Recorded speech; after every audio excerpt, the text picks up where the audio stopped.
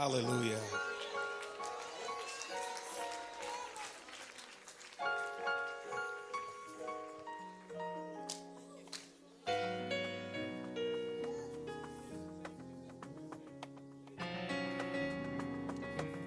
He's so amazing. The Bible says in Lamentations 3:21 that his mercies are new every morning.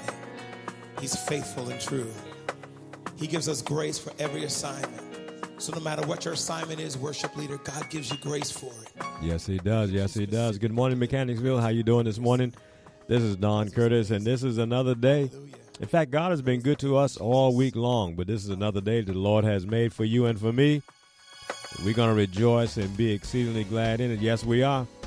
Good morning to you.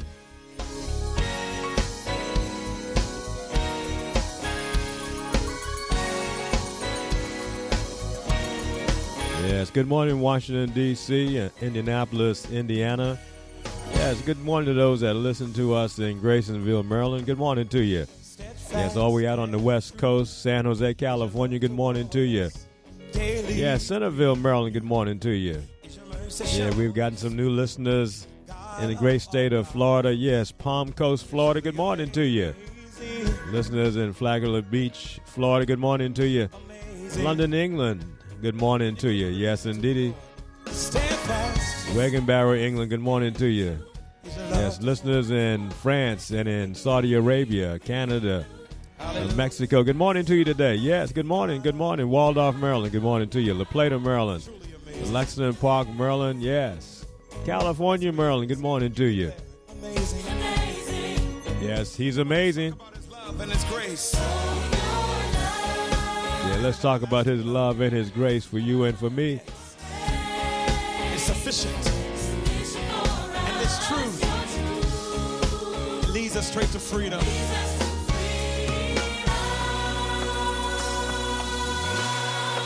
Amazing. That's who the Lord is. Come on, let's Yes, good morning to those that listen to us in Kentucky this morning. New Hampshire, good morning to you. Oklahoma, good morning to you. Those in Connecticut, good morning to you. Louisiana, yes, good morning. Hallelujah. Arizona, good morning to you. Kansas, good morning to you. New Jersey, good morning to you.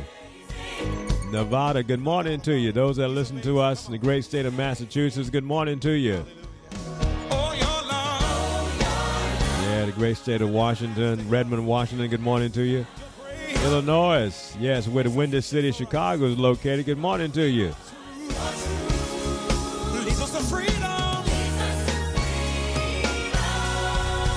Yes, Michigan, good morning to you. Ohio, good morning to you. Texas, the Longhorn State, good morning to you.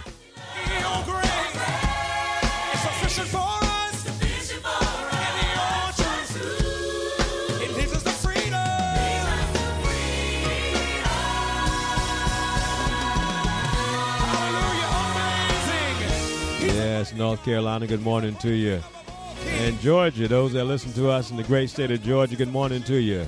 Situation, I dare you to declare it as an offering to him. I dare you to lift it up to him in the name of the Lord. How about Minnesota? Yes, good morning to you, Minnesota. I can hardly wait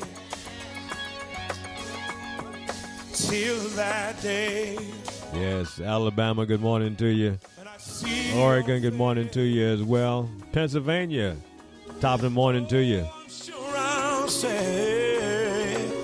I can only imagine what I'll say. Yeah, he's amazing. Yes, he is. Yes, he is. Jesus Christ himself, he's amazing from beginning to end. Yes, he is. Come on, declare in the name of Jesus, you're amazing, God.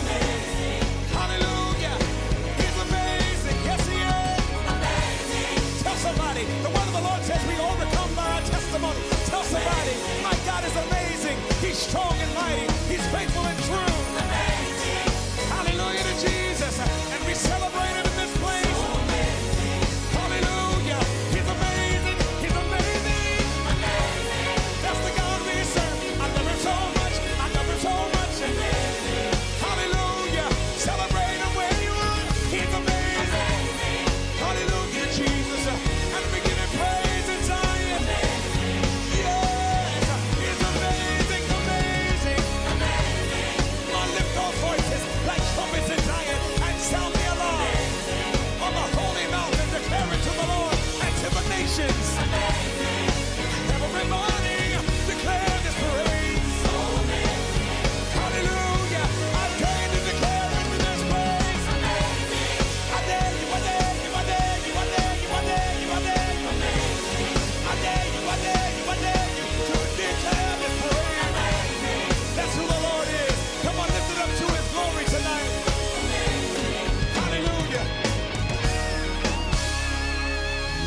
yes. He is amazing. Yes, he is. What a great day today is for you and for me to celebrate this amazing gospel, this amazing good news, this amazing person, because it's all wrapped up in Jesus Christ himself.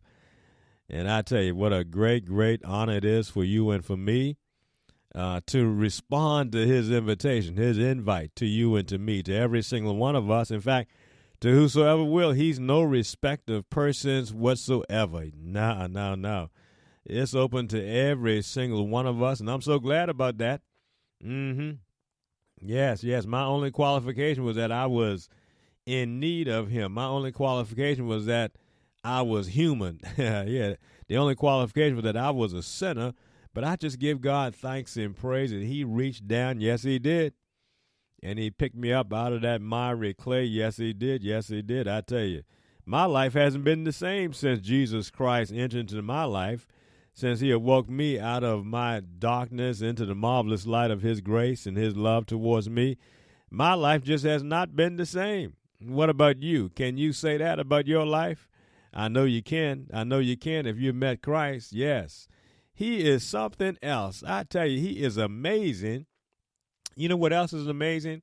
I don't know if in fact, I don't want to use that same word with him. I just want to say it is just mind-blowing. Yeah, that's a good word. Mind-blowing to see the kind of reaction that happened as a result of the truth becoming flesh and walking among us. Is how mind-blowing religion and churchified people can be. It's just mind-blowing how dumb, how darkness, how blind persons can be.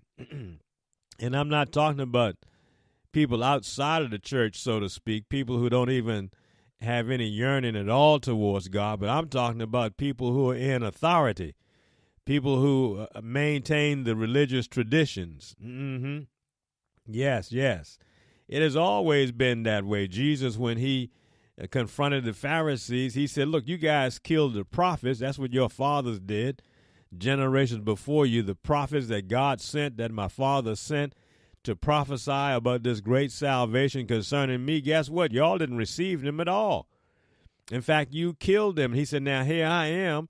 I'm telling you the truth. And guess what? You're out to kill me as well. And he's had this tremendous discussion with them saying, look, I know who your daddy is.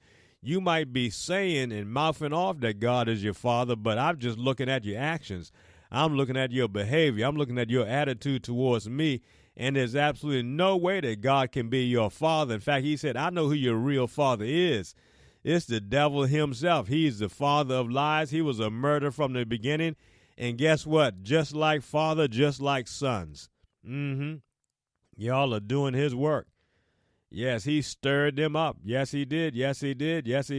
Now, he's already been accused one time of working the works of God. In fact, they didn't even consider him the works of God at all, but healing on the Sabbath day. They were really upset because he didn't bow down to their religious traditions and their misinterpretation and misunderstanding about what the scriptures said about the Sabbath day. They were just so blind towards the truth that they would dare say to Jesus Christ, we know who you are.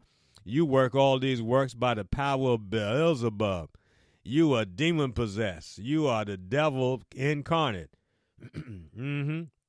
That's mind-blowing. That's mind-blowing to think that people who had the responsibility of preaching and teaching and talking about God and the prophets and all that Moses wrote and that sort of thing, when God himself became flesh, when Jesus came among his own, the Bible tells us that his own received him not.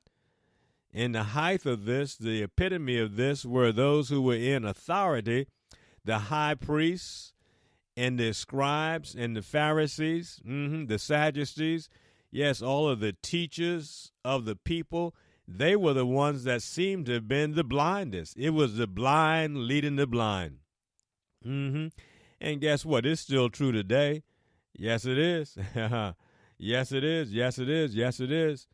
And it's just mind-blowing that you would think that people who have been trained, who have gone through studies and that kind of thing, gotten their certification, gotten their approval among themselves, you would have thought that they would have recognized and known who God was. But here is Jesus, and again, it is just absolutely mind-blowing, but here is Jesus speaking to them and telling them, look, you don't know who God is. You don't know who I am. You have absolutely no idea about the truth. Now, I love this in the sense that here is the truth speaking. And the truth speaking to those in religious authority of that time said to them, you don't know who God is. I wonder how many people in authority today have absolutely no understanding about who God is. I'm talking about religious authorities. I'm talking about authorities in the organized church. Yeah, the men-made organizations. I wonder how many folk in there have no idea. Or they think they do, and many of their people that follow them think they do as well. But when the truth shows up, and you know, Jesus said, look, when the Son of Man returns, will he find any faith whatsoever on the face of the earth? And why would there not be much faith or any faith at all? Well, it's because the lies and the cheaters and the stealers and the false teachers been teaching stuff that they thought that was true. But when you come face to face with truth itself, with Jesus Christ himself, listen, they didn't repent. They didn't say, well, we misunderstood. No, they said, we've got to do away with him. We got to hide the truth. We got to kill the truth. We got to move the truth out of here. And here we go. Here's another episode. This man who had been blind from birth, the question was, now somebody must have sinned. The thought at that point in time was that somebody messed up. Either this man sinned or his parents sinned in order for him to have this kind of calamity, this kind of crisis, in order for this man to have be born from birth blind. Then either this man had a great sin or his parents must have sinned. And Jesus comes along and said, look, y'all are just wrong. Your paradigm is wrong. Your thinking is wrong. Your thoughts are wrong. No, neither has this man sinned nor his parents sinned that has caused this blindness, but rather this blindness is for the glory of God, that God might manifest his power and his glory in this man. Yes, yes. I wonder how many circumstances and situations that people look at and they measured up. And they think, well, the reason why you're in the predicament that you're in is because you must have messed up somewhere and not realize that, no, you're in that predicament so that God can reveal his glory in you. Yes, as he worked what only he can work in you and on your behalf. And I tell you, what I love about this story was that this guy did not fall in anybody's religious paradigm. He didn't follow any religious instructions whatsoever. This man was a beggar. This man was on the outside of the temple, and he was begging for alms. That's what he had been doing for years. And when Jesus met up with him, he didn't ask him to confess his sins. He didn't ask him to admit that he was a sinner. He didn't take him through no kind of religious cliche whatsoever. He just healed the man because Jesus knew that the glory of God was not conditional on this man's performance. It was not conditional on this man responding in a certain way. In fact, as we follow this story a little bit, he didn't know who Christ was. He was just as blind spiritually as he was physically. But that didn't stop God. That didn't stop Jesus Christ from healing this guy and giving him sight, for him now to be able to see what he had never seen before in his life. And I tell you, if God would do that in a lesser work, physical healing, how much more will he do in a greater work, spiritual healing? Yes, physical blindness being made able to see again, spiritual blindness now being able to be seen again. Yes. Yeah. And I tell you, when people came along, they began to doubt this whole thing. They began to say, wait a minute, is this the same guy? Is not this he that sat and begged? And some said, this is he. Others said, no, it's not like him. It looked like it's just somebody that looks like him. But he answered up. He said, no, it's me. I am he. I'm the one. And they asked him, well, how did this happen to you? How were your eyes open? And he answered, he said, a man that's called Jesus made clay and anointed my eyes and said unto me, go to the pool of Siloam, guess what, and wash. And that's what I did. I went and washed, and I received sight. And then they said unto him, where is he? And he said, I don't know. Isn't that amazing? Jesus heals a guy and he's gone on. And the guy doesn't know anything about Christ at all. It wasn't his faith that made him whole because he didn't know who he was dealing with. Mm-hmm. Yeah, that's a box that people like to put everybody in. If you don't believe, ain't nothing going to happen. Well, this guy right here, he didn't believe. He didn't know who he was. He didn't know what was going on. All he knew was that Jesus told him. In fact, Jesus actually did something to him first.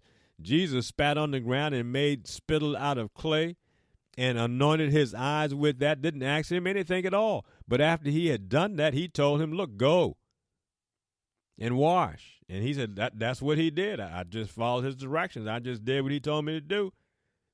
And I don't know where he is. They brought him to the Pharisees that had 4 times been blind. And it was on the Sabbath day when Jesus made clay and opened up his eyes. All right, he's in trouble now. He's in trouble because he's breaking man-made laws. He's breaking the laws that men have formulated based on their misinterpretation of what the scriptures say. And they had this down packed for years, for generations, that you shouldn't do nothing on the Sabbath day at all. No work, no labor, no nothing. And here comes Jesus and he blows it up. Yes, he does. This is not the first time he's done it. This is the second time now, and they are just ticked off even more. Then again, the Pharisees also asked him how had he received his sight. And he said unto them, he put clay on my eyes, and I wash and do see. That's it. Therefore, some of the Pharisees, this man is not of God. They're talking about Jesus now. They said, now, this man is not of God. Why? What was their measuring stick to measure up Christ? How did they view Jesus Christ himself? Well, he says right here, because he keepeth not the Sabbath day. They say he's not a man of God because he's broken the Sabbath day. That's their bar. They look at their rules and regulations. And if you don't conform, now I tell you, I hope this is an eye-opener for you. Yeah, if you don't conform to certain church rules and regulations, they'll put you out. They'll call you out, just like they did Jesus. Now, if they would do that to Christ, who is the truth incarnate, the only begotten Son of God, you don't stand no chance, neither do I. And I pretty much don't care. No, I don't care at all. He says, look, this man is not of God. Why? Well, because he keeps not the Sabbath day. Others said, how can a man that is a sinner do such miracles? And there was a division among them. And they said unto the blind man again, what sayest thou of him that has opened your eyes? And he said, he's a prophet. See, again, he don't know who Jesus Christ is. He doesn't know who he's been dealing with. But you know something? God will do all kinds of miraculous things in your life. He'll open up doors that you can't see. He'll bless you in so many different ways, and it's not hinged on whether or not you know Christ. He's just that way. God is just that way. He lets his sun shine on the just and the unjust. When it rains on the just and the unjust. Yeah, when God blesses, he blesses everybody. Yes. I mean, even the atheists that have no faith, no belief in God at all. The atheists don't believe there is a God. Guess what? God still keeping him alive. His heart's still beating. He's still breathing God's air. God is still gracious and merciful to him. Yes. Yeah, David got really messed up in his own thinking for a while because he saw all of the enemies of God prospering more so than him. He said he was about ready to fall away until he went into the temple of the Lord and began to find out what the end going to be. Yeah. And so here's this division right here. Some say, yeah, he's a prophet. Others say he's not even a man of God at all. He don't even deserve to be in the temple because he's broken our laws. He's disregarded our laws, our ways, our little doctrine, our theology, our church laws. Yes, our church philosophy, our church belief statement. He done blew all that up. And because of that, he's not a man of God. And this is their pronouncement, the religious leaders of their time, the ones who ought to know but don't know. This is their estimation of who Christ is. Yes. And after he said he's a prophet, he said the Jews did not believe concerning him that he had been blind. and received his sight, until they called the parents of him that had received his sight. They didn't even believe the miracle. They said, no, this can't be true. There's no way that this kind of miraculous thing can happen. No, I hear what you're saying. I hear what other people are saying, but no, we don't believe you at all. We don't believe this miracle took place. And they asked the parents, is this your son? Who say he was blind. In fact, he said he was born blind. And now he sees. And his parents answered them and said, we know that this is our son, and that he was born blind. But by what means he now seeth, we know not. Or had he opened his eyes, we don't know. He's of age, ask him. He shall speak for himself. These words spake the parents, the Bible tells us, because they feared the Jews. Why did they fear the Jews? Because the Jews had agreed already that if any man did confess that he was Christ, he should be put out of the synagogue. Isn't that amazing? Not only did they have this murderous spirit against Christ, but they also had this spirit against anybody else. That if anybody would even profess that Jesus Christ is the Christ, they're going to put him out of church. They're going to put him out of the synagogue. And so because it was well known that was how the leaders of the church were, that they were going to put out anybody that would dare say Jesus Christ is the anointed one, that he is the very Son of God. They say, we're going to put him out. And the parents knew that and understood that. And so they said, look, you talk to him for yourself. He's old enough. He can tell you. And they were afraid because they didn't want to be put out of the synagogue. That would be a travesty. If you right there were in Israel and then you got put out, the priest and the high priest excommunicated you, put you out of church, put you out of the synagogue. This is absolutely mind-blowing that church leaders would be so much against the truth that they would put you out if you would embrace the truth. And there's some truths about Christ, some truths about what he has done for you and for me, that if you were to stand up and you were to confess them, you were to own them, you'd be in a whole heap of trouble. Because what Christ has accomplished on the cross for you and for me, many times it goes against the present day teaching about what salvation is all about and how somebody gets saved and whether or not you can lose your salvation. All kinds of doctrinal theologies and man-made understandings about what Christ has done on behalf of mankind. Yes. And if you were to discover the truth and find out what the truth was, and you were to insist on that, you were to believe that, you would have no hesitation whatsoever to confess that, to profess it, you might get put out. They might say, well, brother, I just, this may not be the place where God wants you. They'd be very diplomatic about it, very polite about it, but the bottom line, they don't want you there. The bottom line is they want you out. Because you don't conform. You don't line up with them. And that was what happened with Jesus. He wasn't lining up with that stuff. He wasn't lining up at all. Remember, he came to the temple one day and turned over the tables and the money changers, kicked over the offerings and that kind of stuff and said, hey, you guys done turned my father's house into a den of thieves. It's supposed to be a house of prayer. Yes. So here he goes again. He's in trouble again because he healed this man. This man that was blind from birth now has been made whole. And guess what is so, again, mind-blowing? He professed and said, look, this is for the glory of God. The Pharisees said, no, it's not. God is not glorified by you breaking the Sabbath. And Jesus said, you don't know what the Sabbath is all about. You have no idea what scriptures mean by the Sabbath at all. And so he's in trouble. And now this young guy is in trouble. This man is in trouble because he said, look, I don't know who he was. He might be a prophet or whatnot. All I know is this. I once was blind, but now I see. And his parents, they're kind of soft. And so they said, well, look, we don't want to get put out. And so we're not going to really answer at all. You go speak to him. Yes.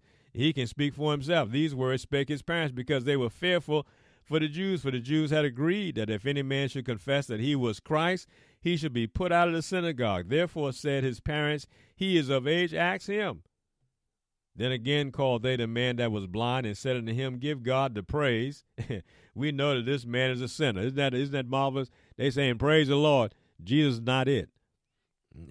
Isn't that hypocrisy at its worst? They telling this guy, give praise to God. And we know that this man is a sinner. We know that Jesus Christ is a sinner.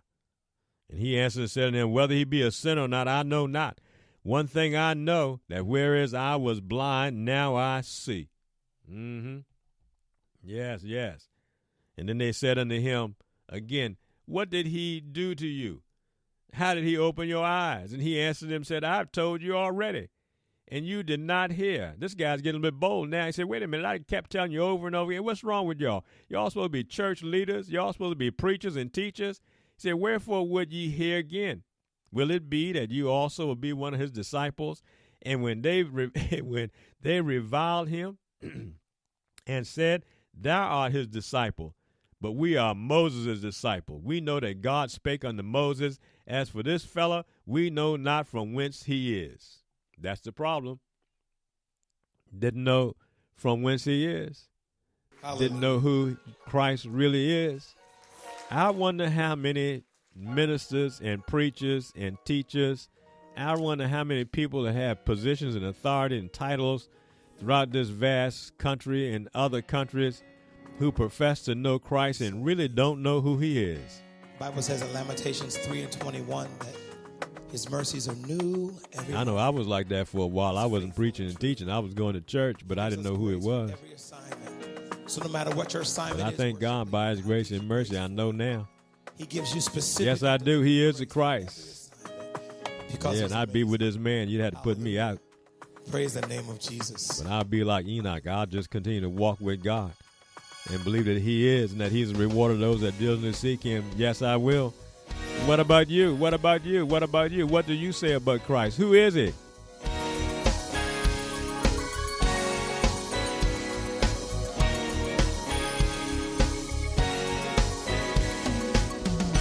I'm so glad that he that the Son of Man sets free is free indeed from all this religious hypocrisy. Yes. Is your love toward all these religious traditions, all these teachings that water down what Christ has done and who he is. I'm so glad to be set free from that. It's amazing. Yes, I thank God for this amazing grace. How sweet the sound. When you get it, release it to the Lord. Stand fast. Is your love toward us? Daily renewed. Hallelujah. God of all gods. Truly amazing. Yes, good morning, Mechanicsville. Keep your neighborhood in your prayers and your thoughts this weekend. Yeah, today as well as tomorrow and Sunday as well. I hope you have a place of fellowship, a place where you can go and just share this good news about Jesus Christ. Share the love of God. And you don't have to wait till Sunday to do that. You can do that any day of the week. You can do it today. Leads us straight to freedom.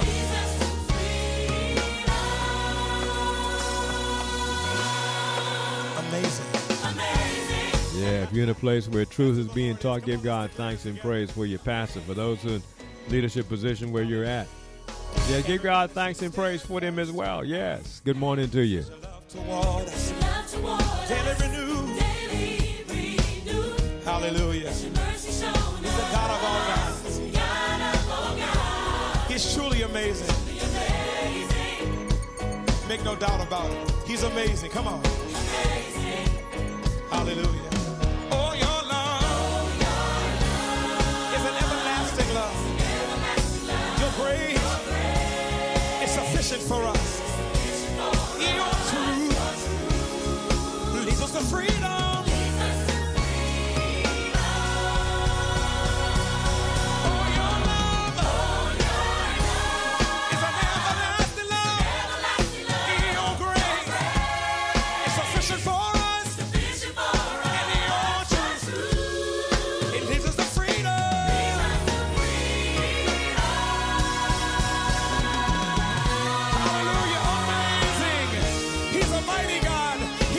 King above all kings.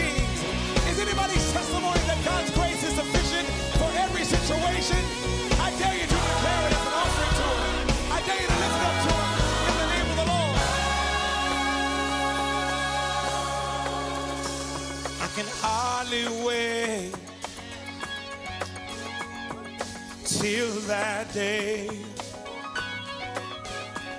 And I see your face. Oh, I'm sure I'll say, I can only imagine what I'll say. Yeah, that's the God we serve. I tell you today he is amazing. Hallelujah. Anybody know who he is tonight? Amazing. Come on, declare in the name of Jesus, you're amazing, God. Amazing. Hallelujah. He's amazing. Yes, he is. Amazing. Tell somebody, the word of the Lord says we overcome by our testimony. Tell somebody, my God is amazing. He's strong and mighty. He's faithful and true. Amazing. Hallelujah to Jesus. And we celebrate him in this place. So amazing. Hallelujah. He's amazing. He's amazing. Amazing. That's the God we serve. I love him so much. I love him so much. Amazing. Hallelujah. Celebrate him where you are. He's amazing. Amazing. Hallelujah, Jesus. And we give him praise in Zion. Amazing. Yes. He's amazing. Amazing. Amazing. On lift our voices like trumpets in Zion and sound the alarm. On the holy mountain declare it to the Lord and to the nations. Amazing.